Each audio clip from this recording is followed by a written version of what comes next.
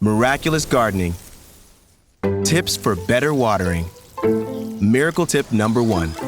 Water early.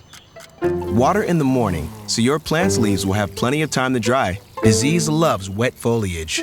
Miracle tip number 2. Test the soil. Stick your finger in the soil. If the top inch is dry, it's time to water. Containers will need to be watered more often than in-ground gardens.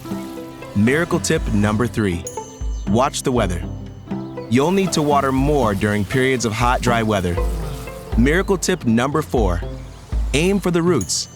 When watering with a hose or watering can, aim the stream toward the base of each plant and soak the soil. Miracle tip number 5. Sprinkle with care. Only use a sprinkler when you have lots of plants in the garden so you don't waste water. Miracle tip number 6. Dare to drip. The most efficient way to water your garden is to install soaker hoses or a drip irrigation system, which put water right where it's needed. Miracle tip number 7.